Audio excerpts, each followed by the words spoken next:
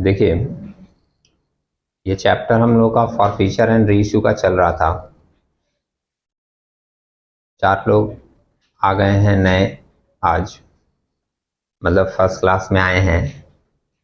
तो स्टार्टिंग से अगर आप चीज़ों को नहीं किए हो तो थोड़ी परेशानी आपको हो सकती है। परेशानी कम होगी अगर 11-12 में आपने अच्छे से पढ़ाई की होगी तो, क्योंकि आप जब अभी देखोगे इस सम्स को तो उसमें आपको लगेगा कि एंट्रीज वगैरह जो हो रहा है वो सब पुरानी है 11-12 वाली। और अभी के स्टार्टिंग का क्लास आप अगर करते तो आपको शुरू से एक बार वो एंट्रीज माइंड में क्लियर कर दिया जाता।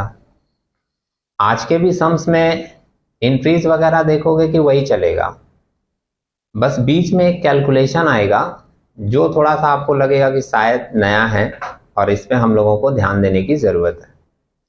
उस कैलकुलेशन को जानने के लिए और उस कैलकुलेशन को समझने के लिए आपको सबसे पहले एक मीनिंग समझना होगा, एक कॉन्सेप्ट को क्लियर रखना होगा दिमाग में, तो फिर वो कैलकुलेशन भी आपको बहुत ज़्यादा डिफिकल्ट नहीं लगेगा। समझ रहे हैं? किसी भी कैलकुलेशन के पीछे का कॉन्सेप्ट अगर मेरा क्लियर है तो फिर क्लियर लगता है कि वो कैलकुलेशन क्यों हो रहा है भाई और कैसे हो रहा है। समझे? तो जो वो कैलकुलेशन हम लोग करते हैं वो किस चीज़ से रिलेटेड है? हम लोगों का प्रोराटा अलॉटमेंट से। तो आपके पास एक बार इस वर्ड का क्लियरेंस होना चाहिए। लास्ट डे जो सम्स हम लोग किए थे उसमें भी इसका आया था मैटर और हम लोग कैलकुलेशन भी किए थे। बट जो लोग आज फर्स्ट डे आए हैं उनके लिए मैं थोड़ा सा एक बार पहले इसका मीनिंग क्लियर कर देता हूँ, उसके बाद फिर हम लोग सम्स में मूव करते हैं। समझे? और मीनिंग जानते हो, अगर एक लाइन में मैं बोल भी दूं तो कभी कभी क्या होता है कि स्टूडेंट उस एक लाइन को समझ जाता है, फिर कुछ दिनों के बाद वो कंफ्यूजन में पड़ जाता है। इसलिए मैं आपको एक छोटी सी बात बता रहा हूँ, अगर मेरी वो बात आपको समझ में आ गई तो तुमको प्रोराटा अलॉटमेंट का पूरा कॉन्सेप्ट भी क्लियर हो जाएगा। समझे? तो बात थोड़ी पुरानी है। एक क्लास में मैं पढ़ाता था और उस समय मेरा एक शेड्यूल था कि जब सुबह सुबह हम यहाँ आते थे सेंटर पे तो प्रसाद लेकर आते थे और गणेश जी को प्रसाद चढ़ाते थे। समझे? अभी वो सिस्टम बंद हो गया है। तो आगे की बात सुनकर जैसे आप लोग एक्सपेक्टेशन क्रिएट मत कीजिएगा। 11 प्रसाद लेते थे, 11। और जो सुबह का एकदम सुबह 8 बजे का फर्स्ट क्लास मेरा होता था, उस फर्स्ट क्लास में 10 स्टूडेंट थे और मैं प्रसाद लेता था 11। मैं भी तो हूँ। और चूंकि वो 10 के 10 आज भी वो लोग मिलते हैं, कोई पुराना तो बोलता है कि सर प्रसाद खिलाते थे। तो वो 10 के 10 मैं आता था, पहले पूजा कर लेता था, प्रसाद रख देता था टेबल पे, क्लास होती थी, जाने के समय में दे देता था उन लोगों को। समझे? अब उस दिन जब क्लास स्टार्ट किए, एक दिन का इंसिडेंस है, तो उस दिन हम देखें कि क्लास तो पढ़ाना शुरू कर दिए। जैसे पहले तो मैं लेके लिखना शुरू कर देता हूँ, कुछ लोग धीरे धीरे भी आते रहते हैं, होता है ना। तो लिखना तो शुरू कर दिए। अपने क्लास वाले जो 10 थे वो तो आ गए, फिर देखें कि 6 लोग और आया, वो भी आके बैठ गया। मैं कुछ बोला नहीं, तब मेरे ध्यान में क्या आया कि ओहो, दूसरा बैच वाला लोग का छूटा हुआ था, इन लोगों को भी इसमें बुला लिए, हमको याद ही नहीं था। समझ रहे मेरी बात? तो वो 6 लोग भी आ गए। उसके बाद हम देखें कि 4 स्टूडेंट और आया। वो लोग एक्चुअली इंक्वायरी किया था फोन पे कि सर क्लास करना है। मैंने कहा था हाँ ठीक है, सुबह 8 बजे आ जाइए आप लोग। हमको ध्यान में ही नहीं था कि इन 4 को भी बुलाए हैं। वो भी धीरे धीरे आकर बैठ गए। समझ रहे हो? अब क्या है, सारे के सारे लोगों के दिमाग में एक ही बात चल रहा है, मैं भी हूँ उसमें, मैं और सुबह वाले 10 लोग थे, वो सबका ध्यान जा रहा है कि जा ये तो 10 ही है, ये तो लोग बढ़ते जा रहे हैं। सबके मन में आएगा कि अब क्या होगा, ये तो हिसाब खराब हो रहा है हम लोगों का। चल रहा है, मैं एंट्री लिख रहा हूँ, मेरे ध्यान में भी चल रहा है, और जो लोग 10 सुबह वाले हैं उनके ध्यान में भी चल रहा है। उनके ध्यान में क्या चल रहा है हमको नहीं पता, लेकिन मेरे ध्यान में तो चल रहा है कि अब कैलकुलेशन कुछ बनाना होगा। समझ रहे हो?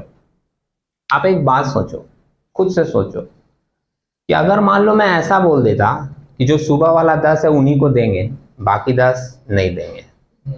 बुरा लगता कि नहीं? अगर हमारे कम्युनिटी के लोग हैं तो ये क्या यार बताओ, प्रसाद था मैंने क्या थोड़ा सा भी दे सकता था आदमी, बुरा सोचेगा। जब पिछले दिन तुमको कुछ बोले थे तो उस बात का ध्यान रखिएगा। और अभी क्या है, सबके दिमाग में यही थॉट चल रहा है कि कैलकुलेशन कैसे होगा। तो मेरे पास तो पहला ऑप्शन क्या है कि मैं बोल दूं कि भैया जो 10 बाद में आए हैं, बाहर के हैं, दूसरे बैच के हैं, उनको मैं नहीं दूंगा। लेकिन ये क्या उचित होता? नहीं। और 10 लोग तुरंत नाराज हो जाते। 4 तो जो पहला दिन आया था वो तो छोड़ ही देता, काय पढ़ेंगे भाई इसके यहाँ, कैसा आदमी है, व्यवहार समझ रहा है इसका, थोड़ा सा परेशान नहीं दिया हम लोग के साथ, पार्शलिटी पहले ही दिन कर दिया, बोलेगा कि नहीं? ठीक है भाई। तो मेरे दिमाग में मैं एंट्री लिख रहा हूं, लेकिन सब कुछ कैलकुलेशन चल रहा है। ठीक है, तो पहला ऑप्शन तो हमको लगा कि ये सही नहीं है, और दूसरा ऑप्शन तुम लोग खुद ही बता दोगे। अगर मैं तुम ही से पूछूं कि तुम क्या करते, तो क्या करते तुम?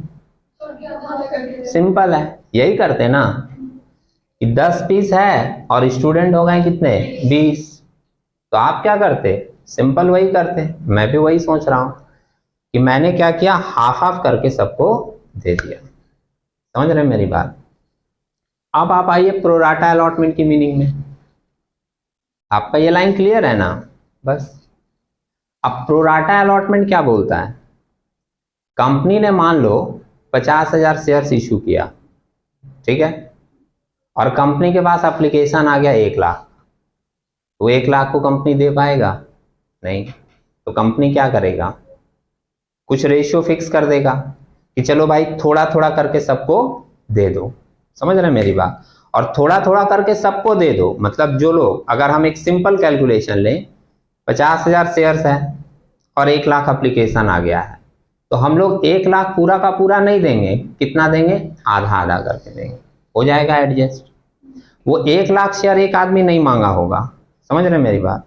मान लीजिए 10-10 हजार करके 10 आदमी मांगा है, तो जो आदमी 10,000 शेयर्स मांगा है, कंपनी उसको कितना देगा? 5,000। दूसरे 10,000 वाले को कितना देगा?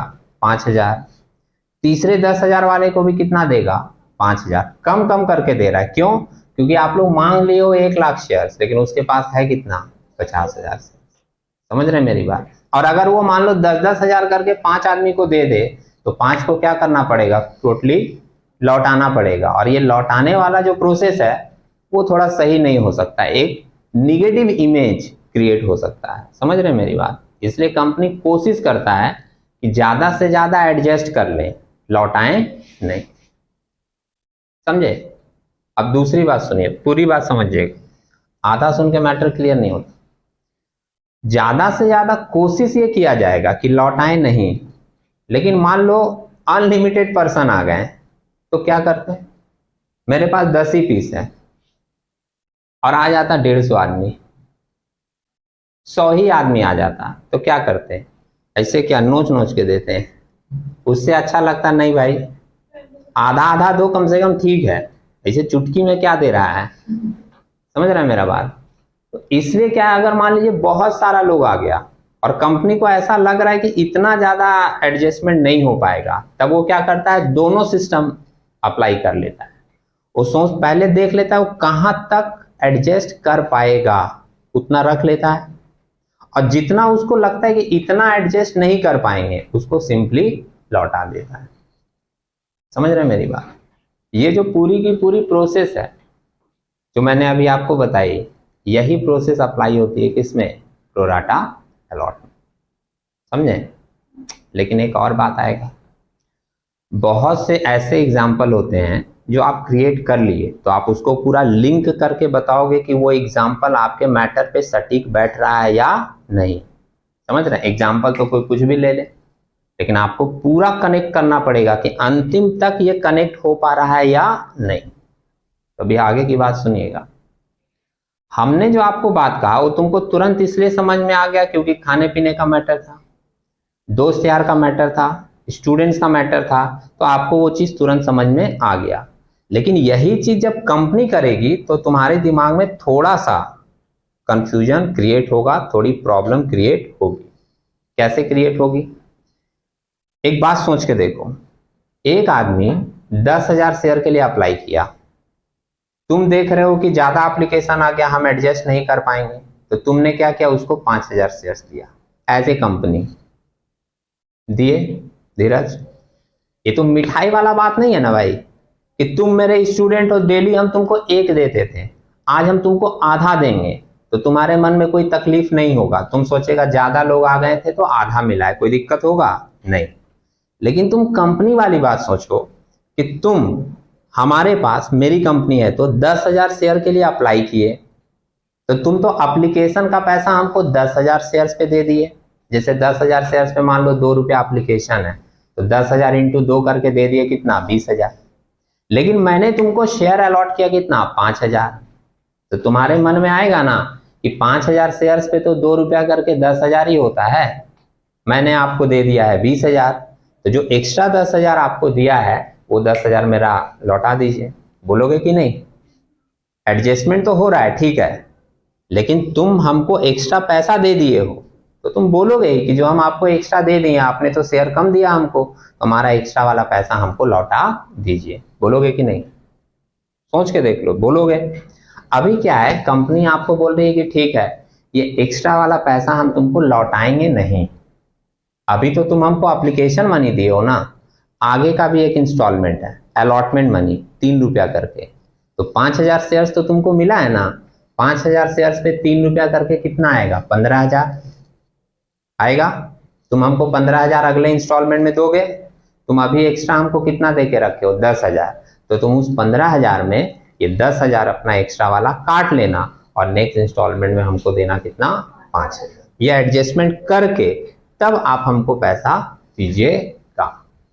समझ रहे मेरी बात? ये वाला जो एडजस्टमेंट हम लोग करते हैं, ये होता है हमारा अलॉटमेंट मनी के साथ, और यहां पर हमारा प्रोराटा अलॉटमेंट का पूरा एडजस्टमेंट कंप्लीट होता है। समझ रहे हैं? मैंने बात इसलिए की थी वो कि आप कॉन्सेप्ट समझ में आ जाए, लेकिन जब आप सम्स में आओगे, जब आप कंपनी को इससे रिलेट करोगे, तो आप तो पैसे की भी बात आएगी, तो पैसे वाली बात को क्या है, आपको एडजस्ट करके दिखाना होगा। समझे? अब इस कॉन्सेप्ट को दिमाग में रखिएगा, और इसी के ऊपर अभी हम लोग कर रहे हैं क्वेश्चन नंबर 14। इसको पढ़ के देखेंगे, पूरा फिगर का कैलकुलेशन अब आपको करके इसमें दिखाएंगे, ठीक है? ओके, क्वेश्चन नंबर 14 देखिएगा। कुछ लोगों के पास नहीं होगा मटेरियल, बगल में शेयर कर लीजिएगा। क्वेश्चन का नाम है जीवन लिमिटेड, ठीक है? शेयर कर लो, थोड़ा पिक्चर वगैरह ले लो, नहीं मिला है अभी मटेरियल तो। लास्ट बेंच में नहीं दिख रहा है भाई, देखो यहाँ थोड़ा बगल में बैठ जाइए, मिल जाएगा।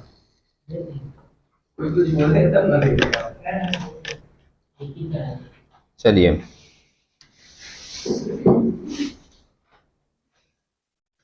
क्वेश्चन नंबर 14 है मेरा जीवन लिमिटेड का।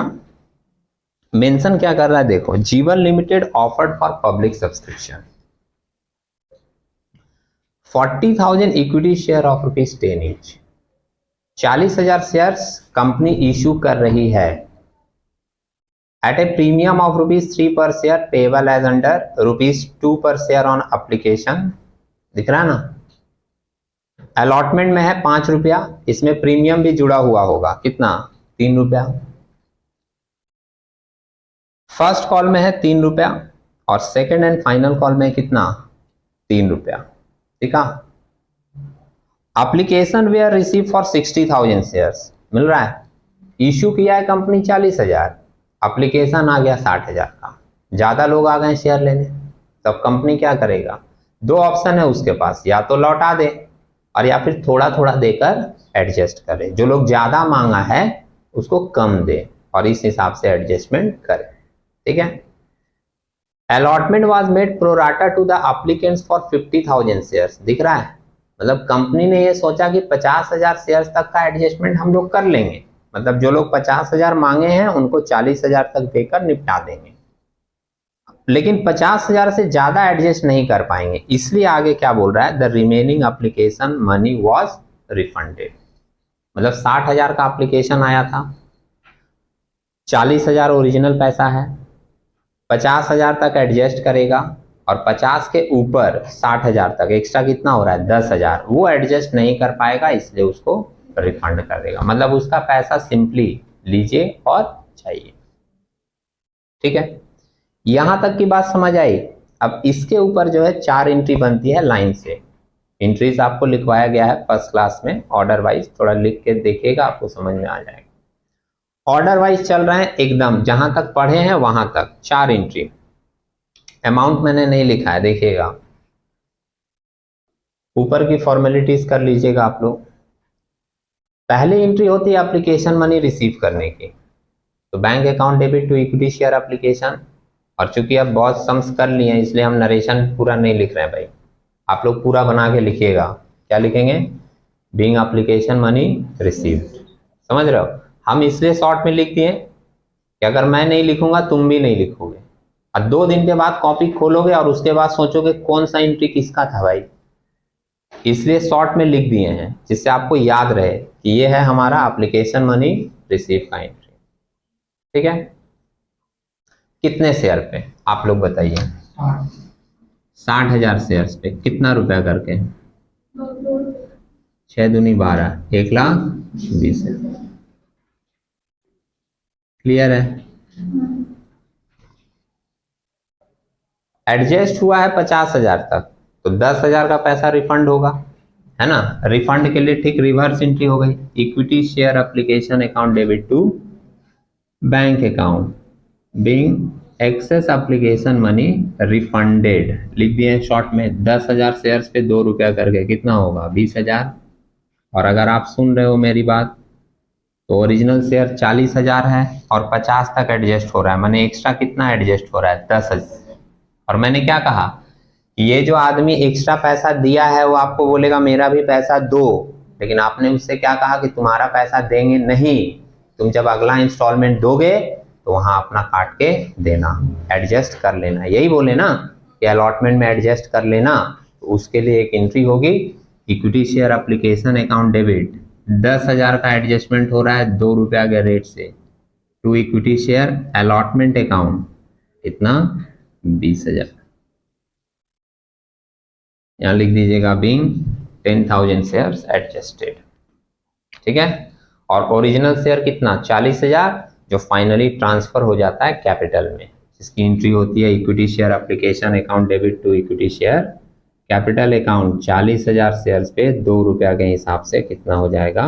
80,000।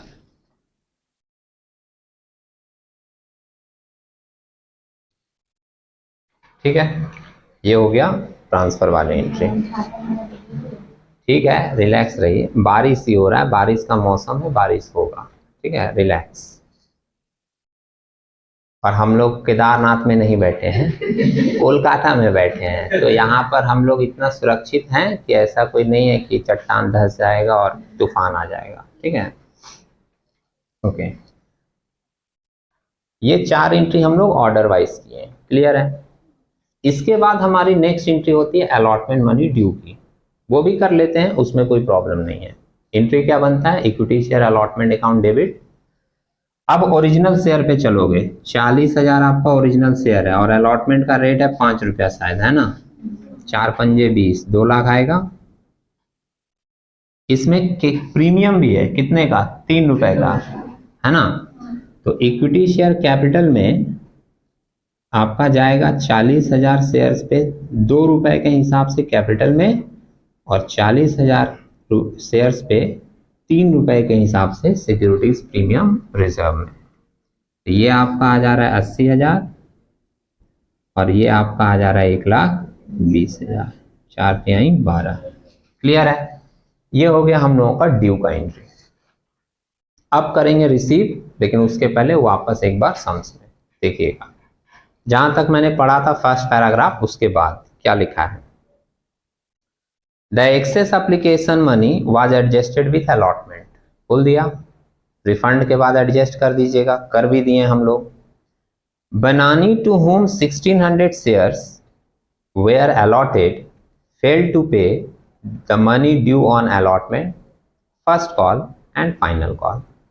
एक आदमी जिसके पास 1600 शेयर्स था, उसने अलॉटमेंट का पैसा भी फेल किया, फर्स्ट कॉल का पैसा भी फेल किया, और फाइनल कॉल का पैसा भी फेल किया। आपको बस यही लाइन दिखाना था कि जब तुम अलॉटमेंट की अब रिसीव की एंट्री करोगे, मतलब ये तो ड्यू हो गया, अब पैसा पाना है, तो आप भले ही फर्स्ट क्लास कर रहे हो, लेकिन आपने सुन रखा होगा कि जिसका पैसा ड्यू रह जाता है, जो नहीं देता उसका पैसा ट्रांसफर होता है कॉल्स इन एरियर में। सुने होगे। तो अब कॉल्स इन एरियर के साथ हम लोग नेक्स्ट एंट्री कर रहे हैं, रिसीव का। ड्यू हो गया अलॉटमेंट मनी, रिसीव की एंट्री, बैंक अकाउंट डेबिट, पैसा आएगा। Calls in arrear account debit, 1600 share पे पैसा नहीं मिला है तो एरियर में जाएगा, to equity share allotment account. ठीक है। अब यहां पर एक कैलकुलेशन होगा जो आप लोगों को समझना है, बाकी आगे का कैलकुलेशन जैसे हम लोग स्टार्टिंग से सम्स करते आए हैं उसी तरीके से होगी। बस एक एडजस्टमेंट आपको प्रोराटा अलॉटमेंट वाली करनी है। कहां पर? यहां पर। वो अगर आपका मैटर क्लियर है तो आपके सारे सम्स में 90% चीज आपको क्लियर मिलेगी। ठीक है। मेरा एक सिंपल सा सवाल है, जिससे पूछेंगे वही जवाब देना। देखो, हम लोग जब कॉल्स इन एरियर दिखाते हैं, सबसे पहले मैं आपको ये बता दूं कि अलॉटमेंट में मेरा कितना पैसा जाएगा। तो भूलना मत, ये 2 लाख तुम्हारा अलॉटमेंट में ड्यू है, दिख रहा है ना। लेकिन तुम पहले बात किए हो कि 20,000 एडजस्ट होगा, तुम्हारा एडजस्ट करके मिलेगा क्योंकि 20,000 पहले मिल चुका है। तो अभी तुम्हारे दिमाग में कितना होना चाहिए पता है? कि हमको मिलेगा 1,80,000। ये तुम्हारे दिमाग में होना चाहिए। अब आप सोचिए, एक आदमी जिसके पास 1600 शेयर था, उसने आपको अलॉटमेंट का पैसा नहीं दिया। तो हम लोग जब एक नॉर्मल सम्स करते हैं जिसमें प्रोराटा नहीं होता है, तो नॉर्मल सम्स में हम लोग क्या सोचते हैं पता है? कि 1600 शेयर है, 5 रुपया करके रेट है अलॉटमेंट का, 16 पंजे 80, 8,000 रुपया मेरे को नहीं मिला, यही सोचते हैं। और अगर एक सिंपल सा तुमसे ही क्वेरी कर लेते हैं हम शायद कि कॉल्स इन एरियर में कितना जाता, और अगर तुम सोचते थोड़ा सा, ऐसे तो तुम रिलैक्स रहता है, सोचता है कि बोलेंगे नहीं 1 मिनट बाद तो यही जवाब देंगे, लेकिन अगर तुम सोचता, तुम ऐसे ही सोचता कि 1600 शेयर है, 5 रुपया करके रेट है, तो 16 पंजे 80, 8,000 रुपया कॉल्स इन एरियर में होगा। सोचते सिंपल।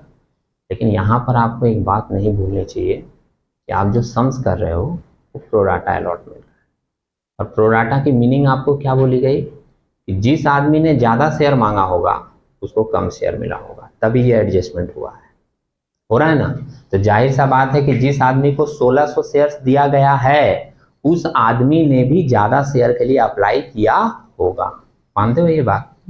लेकिन एडजस्टमेंट के थ्रू उसको मिला कितना? 1600 शेयर। मानते हो ये बात? अब जब उसने ज्यादा के लिए अप्लाई किया होगा तो उसने एप्लीकेशन मनी भी ज्यादा दिया होगा, हुआ होगा। फिर जब वो अपना ज्यादा पैसा का डिमांड किया होगा तो कंपनी ने कहा होगा कि तुम ये ज्यादा पैसा तुमको मिलेगा नहीं, तुम जब अगला इंस्टॉलमेंट देना तो उसमें क्या करना, ये ज्यादा वाला पैसा काट लेना, बोला होगा कंपनी। लेकिन अगला वाला इंस्टॉलमेंट के दिया ही नहीं। तो अगर ये अगला इंस्टॉलमेंट नहीं दिया तो कंपनी डायरेक्ट थोड़ी सोचेगा कि 1600 शेयर पे 5 रुपया करके 8,000 रुपया ये हमको नहीं दिया। वो ये भी तो सोचेगा कि ये आदमी हमको कुछ पैसा पहले ही दे चुका था, तो जो पैसा हमको ये पहले दे चुका था उतना काटकर हम बोलेंगे ना कि इतना हमको नहीं मिला। समझ रहे मेरी बात? ये मीनिंग है। अब वो पैसा कितना एक्स्ट्रा दिया था ये कैसे निकलेगा, ये अगला स्टेप है। समझ रहे मेरी बात? तो अब हम आपको कैलकुलेशन लिख कर दिखाते हैं। मैंने लास्ट डे भी दिखाया था, आप लोग हड़बड़ाइएगा मत, पहले हमको लिखने दीजिएगा उसके बाद लिखिएगा। और अगर हम किसी को लिखते देखें तो हम जानबूझ के गलत कर देंगे, फिर उसके बाद तुमको काटना पड़ेगा तो तुम करेगा, समझे? इससे पहले मेरा कैलकुलेशन करने दें और तुम लोग बताना। वर्किंग नोट देखो, बात नहीं बाबू, इसको दे दे रहे नाम working note 1, amount due on allotment on 1600 shares line दिख रही है ये 1600 शेयर्स पे 5 रुपए के हिसाब से कितना बोले 8000 दिख रहा है ये 8000 पाना था, लेकिन हमारे दिमाग में आ गया कि ये आदमी भी कुछ पैसा एक्स्ट्रा दे दिया है तो वो लेस करेंगे, less money already received with application. समझ रहे हो? ठीक है। अब कितना एक्स्ट्रा ये दिया था वो तो नहीं पता है ना, सिंपल सा सोचिएगा 7-8 का कॉन्सेप्ट है, समझे, यूनिटरी मेथड वाला। आप टोटल अमाउंट कितना एडजस्ट किए थे, टोटल अमाउंट में बोल रहा हूँ, जो आप एप्लीकेशन में ज़्यादा ले लिए थे और बोले थे अलॉटमेंट में एडजस्ट करेंगे, टोटल अमाउंट 20,000 दिख रहा है आपको। ये 20,000 रुपया आप टोटल अमाउंट बोले थे हम लोग एडजस्ट करेंगे अलॉटमेंट में, और जानते हैं total number of share issued के ऊपर ये एडजस्ट होने वाला था, और total number of issued share आपका कितना था 40,000 शेयर था, मतलब 20,000 कितने शेयर पे एडजस्ट हो रहा था 40,000 शेयर। 40,000 वालों को बोले थे हम कि भाई तुम्हारा एक्स्ट्रा पैसा है एडजस्ट होगा, हम तो 40,000 शेयर ही बांटे हैं ना तुम लोगों में, तो तुम लोग सबको बोले हैं कि तुम्हारा जो एक्स्ट्रा पैसा है वो एडजस्ट होगा किसमें अलॉटमेंट में, और सबका थोड़ा थोड़ा एक्स्ट्रा पैसा है मेरे पास, और वो सबका थोड़ा थोड़ा एक्स्ट्रा पैसा मिलाकर कितना है 20,000। समझ रहे हैं? यही बात है ना। हमने कहा कि 20,000 हमारा कितना लोग के शेयर पे एडजस्ट करना है 40,000, इसमें से एक आदमी के पास 1600 है शेयर, उसका कितना पैसा होगा, तो जिसका निकालना है उसका मल्टीप्लाई कर दीजिए 1600 शेयर। ऐसे ही करते थे ना 7-8 में भी, इतना एप्पल का प्राइस इतना रुपया है तो इतना एप्पल का कितना होगा, निकालते थे कि नहीं, वही एक पढ़ा है रिप्लाई आ जाता है उसका, कितना आएगा ये 800 7,200, इसका मतलब है दिख रहा ना ये पिक्चर पूरा, हाँ 8,000 पाना था 800 पा चुके हैं, है ना, तो हम अब बोलेंगे कि उससे कितना हमको नहीं मिला 7,200, तो मेरा यहाँ कॉल सिनेरियर में कितना जाएगा 7,000, समझ रहे हैं, 1,80,000 में 7,200 माइनस कर देंगे, बचेगा कितना 1,72,800 जो हमको मिलेगा, और वो चला जाएगा किसमें बैंक में, और यहाँ लिख देंगे कॉल्स इन एरियर। ये हो गया आपका एक छोटा सा वर्किंग, जब आपका सम्स पूरा कंप्लीट हो जाएगा ये वर्किंग लिख लीजिएगा। ठीक है, अलॉटमेंट तक खत्म। अब सुनना ओ बाबू, अब इसके आगे की जो भी एंट्री है वो जैसे ऑर्डर वाइज होती थी वैसे ही होगी, और बीच में कोई खास आपको कैलकुलेशन भी करना नहीं है, एकदम सिंपल कैलकुलेशन, इतना शेयर है इतना रुपया है, मल्टीप्लाई करते हुए आपको आगे मूव कर जाना है। हम आगे करके दिखाते हैं साथ साथ, आप लोग भी एंट्री लिखिएगा, कोई प्रॉब्लम अब नहीं है, लेकिन नोट लिखना सम्स कंप्लीट होने के बाद। ठीक है, इधर की एंट्रीज तो हो गई होगी आपकी। अब अलॉटमेंट मनी कंप्लीट होने के बाद क्या होता है, first call money due, first call money receive, final call money due, final call money receive. इसके बाद इस शेयर को कैंसिल किया जाता है तो होता है फॉरफीचर, फॉरफीचर के बाद री इशू, और री इशू के बाद एक एंट्री होती है कैपिटल रिजर्व में ट्रांसफर करने की। ठीक है, लेकिन सम्स अभी पूरा पढ़े नहीं थे, आगे का 2 लाइन बाकी था, इसको देख लीजिएगा। यहां से देखिए सेकेंड पैराग्राफ, सेकेंड पैराग्राफ के फर्स्ट से ही देखिएगा। The excess application was adjusted with allotment कर दिए। बनानी to whom 1,600 shares were allotted failed to pay the money due on allotment, first and final call. Shivani to whom 2,000 shares were allotted failed to pay the 2 calls। मैंने अभी और एक आदमी आ गया जिसके पास 2,000 शेयर्स है, वो 2 कॉल का पैसा नहीं दिया। These shares were forfeited after second call, तो फॉरफीचर का एंट्री करेंगे। All the forfeited shares were reissued to चमेली as fully paid up at rupees 9.5, जो नाम है वही बोलेंगे ना, 9.5 पर शेयर, तो हम लोग फिर री इशू कर देंगे जिसको बोला है उसको। ठीक है, और री इश्यू करने की एक एंट्री करेंगे, और इसके बाद एक कैपिटल रिजर्व की एंट्री बोलता नहीं है, वो हम लोगों को करना पड़ता है। और इसमें देखिए मेंशन किया, show the journal entries ledger account in the books of जीवन लिमिटेड। तो जर्नल एंट्रीज हम लोग कर रहे हैं, और एग्जाम में भी अभी आपका जर्नल एंट्रीज ही आएगा।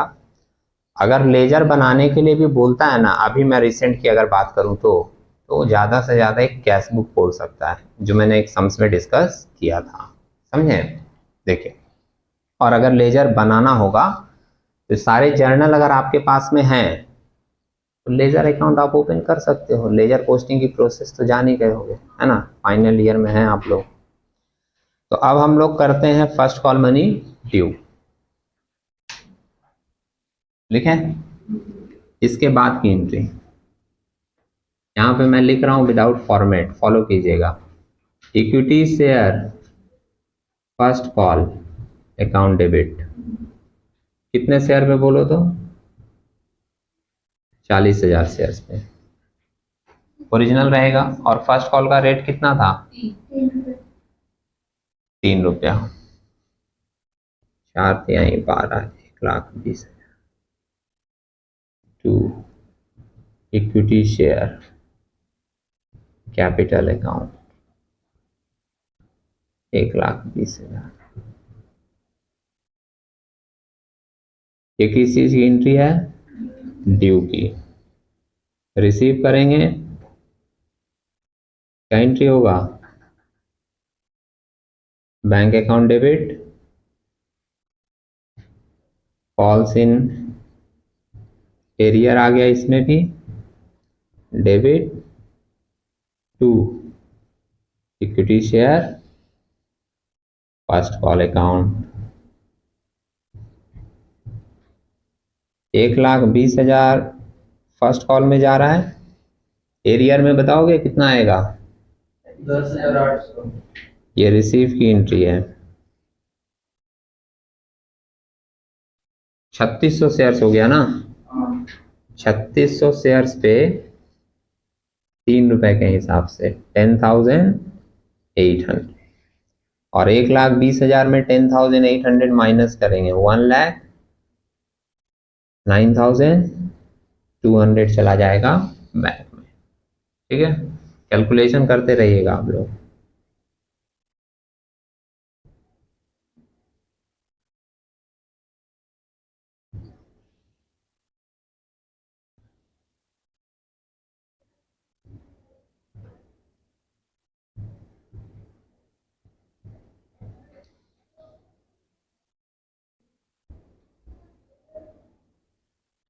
नहीं लिखेंगे।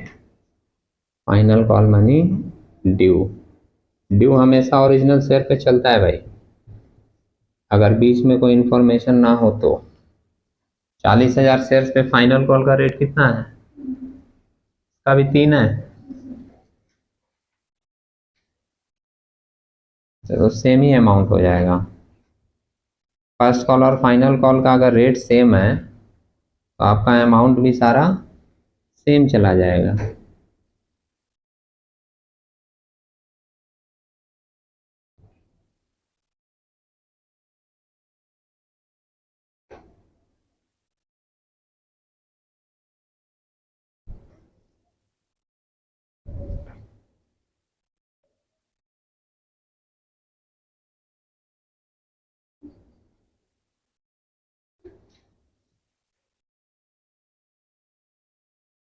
एक 20 ही आएगा, एरियर में भी उतना ही रहेगा। 3600 शेयर्स पे एरियर है और 3 रुपया करके ही रेट है। 10,800, 1,09,200 आपका चला जाएगा बैंक में। ये हो गया रिसीव का एंट्री।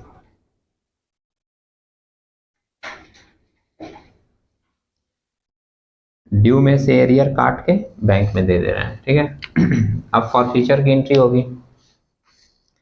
आप लोग यहाँ तक लिख लीजिए, इधर का तो हो गया होगा, तो मैं यहाँ से कंटिन्यू कर देता हूँ, है ना।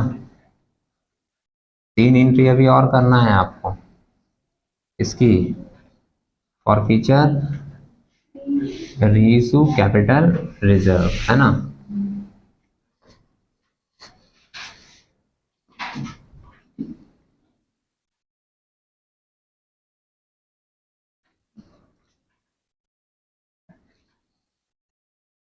चलो भाई,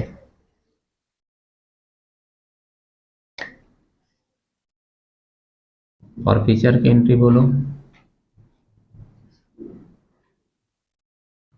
कैपिटल अकाउंट डेबिट, कितना अमाउंट जाता है? टोटल जितना फेल किया है। हम टोटल कितना फेल किया है? 3600 पे। और किस रेट से?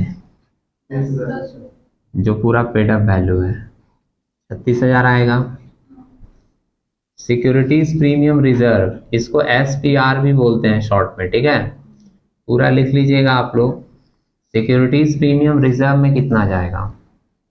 मैं 4,800। ये बात सुनिएगा, मैं हर सम से बोलता हूं जिससे मिस्टेक ना हो। प्रीमियम का रेट है 3 रुपया, शेयर टोटल फेल है 3600, तो हम लोग 3600 इंटू 3 करके नहीं डाल देते हैं।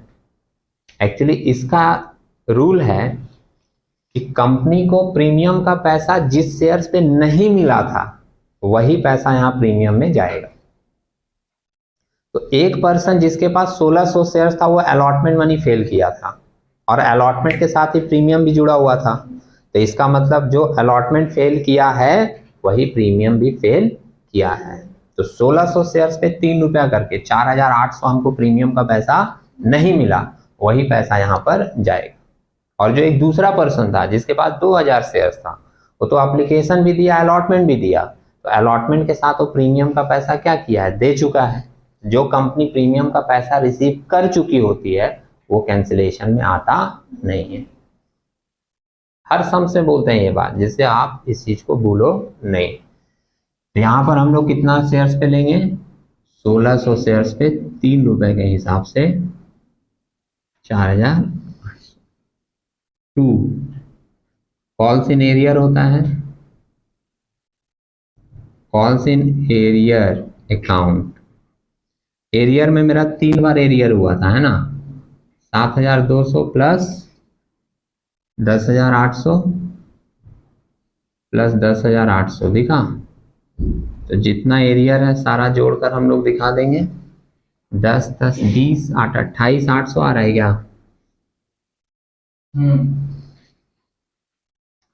और फिर लिखते हैं 2 share for feature account. Share for feature में आप लोग बैलेंस करके दे दीजिए कितना आ रहा है।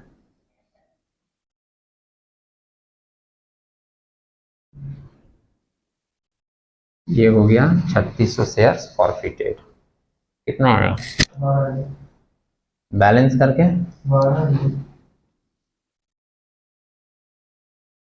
ये आ रहा है 12। और जो मैं चेक करने के लिए बोला था इसको, वो आप लोग करते रहिएगा, समझे। जैसे पुराने सम्स देखोगे ना आप लोग, तो उसमें आपको कुछ और भी बातें मिलेंगी, ऑर्डर वाइज देखिएगा तो चीज़ थोड़ा क्लियर रहेगा। आज जितना हो पाया, आप फर्स्ट डे थे तो मैंने सोचा कि एक बार थोड़ी सी बात शुरू से मैं आपको बता दूं, समझ रहे हैं। ये हो गया फॉरफिटेड। इसके बाद री इशू करेंगे। 9.5 रुपए के भाव से री इशू हुआ है ना, तो बैंक में कितना पैसा जाएगा? 3600 शेयर 9.5 रुपए के भाव से 9.5 के रेट से। और जो 50 पैसा का डिस्काउंट है वो किससे एडजस्ट होता है? शेयर फॉर फीचर से डिस्काउंट एडजस्ट होगा। 3600 शेयर्स पे 50 पैसे के भाव से, और टोटल पैसा जाएगा to equity share capital account के नाम से 3600 शेयर्स पे 10 रुपए के भाव से। ये आपका हो गया रीइश्यू वाली एंट्री, बीइंग 3600 शेयर्स रीइश्यूड। ठीक है, अमाउंट बता दीजिए। इसका तो 36,000 आ रहा है, और इसमें कितना आ रहा है? 1800, है ना, और इसमें आएगा 34,200 माइनस करके देखिए, हो गया। इसके बाद एक एंट्री होती है कि बचा हुआ पैसा शेयर फॉर फ्यूचर का वो हम लोग ट्रांसफर कर देते हैं किसमें, कैपिटल रिजर्व में। Share forfeiture account debit to capital reserve account. और अगर आप लोग मेरी बात सुन रहे हो तो मैं आपको बता दूं कि कैपिटल रिजर्व में भी ट्रांसफ़र करने के कुछ प्रोसेस होते हैं, और ये प्रोसेस 3 तरीके के होते हैं। अगर आपको ये पूरा प्रोसेस क्लियरली समझना है तो जो मेरा मटेरियल है उसका क्वेश्चन नंबर 1, 2, 3 ऑर्डर वाइज देखिएगा, समझ रहे हैं। वो ऑर्डर वाइज देखने से वो तीनों सम्स में बस यही कैलकुलेशन मैंने रखा है। पहले में एक तरीका बताया जो एकदम सिंपल है, फिर दूसरा, फिर तीसरा, वो तीनों सम्स देखा हुआ रहेगा। तुम्हारा कैपिटल रिजर्व वाला कैलकुलेशन कभी भी गलत नहीं होगा, लेकिन सिस्टमेटिक देखना पड़ेगा, समझ रहे हैं। जैसे कुछ लोग पढ़ना शुरू करते हैं, रैंडमली कोई भी क्वेश्चन उठा के पढ़ना शुरू कर दिए या देखना शुरू कर दिए, ऐसा होगा नहीं, उसमें आपको डाउट आएगी, समझे। चीज़ों को स्टेप वाइज लेकर चलेंगे, आपका मैटर क्लियर दिखेगा। फिर जब सारा चीज़ एक साथ आपका क्लियर हो जाए तो फिर आप यूनिवर्सिटी के क्वेश्चन उठाइए, उसमें सब मिक्स किया हुआ रहेगा। और वैसे मैं आपको बता दूं, ये जो क्वेश्चन हम लोग किए हैं ये भी कलकत्ता यूनिवर्सिटी का आया हुआ क्वेश्चन है। किसी साल आया था ऑनर्स में या जनरल में, हम श्योर नहीं है, तो देखेंगे तो हम आपको बता देंगे, वहां पर लिख कर दिखा देंगे यूनिवर्सिटी का क्वेश्चन, समझे। हाँ, तो कैपिटल रिजर्व में ट्रांसफर करने के लिए इसमें एकदम सिंपल तरीका है। कौन सा वाला है, यहाँ शेयर फॉर फ्यूचर में आपका कितना गया है, 12,000। तुम लोग भी जोड़ कर देखे थे ना, सही है ना। 12,000 में से आपने डिस्काउंट कितना दे दिया, 1,800, तो आपके पास बचा कितना होगा, 10,200। वो बचा हुआ पैसा चला जाता है कैपिटल रिजर्व में, 12,000 माइनस 1,800। ये एकदम सिंपल तरीका है बैलेंस ट्रांसफर, लेकिन इसमें और भी कुछ क्रिटिकल चीजें आती हैं, उसके लिए आपको 1, 2, 3 देखना होगा। 2 और 3 में ही थोड़ा सा क्रिटिकल एरिया है, समझे। तो यहां तक आप लोग लिख लीजिए और इसके बाद ये नोट लिख लीजिएगा, तब आपका सम्स कंप्लीट होगा। कोई डाउट हो मन में तो फिर से पूछ लीजिएगा। Thank you.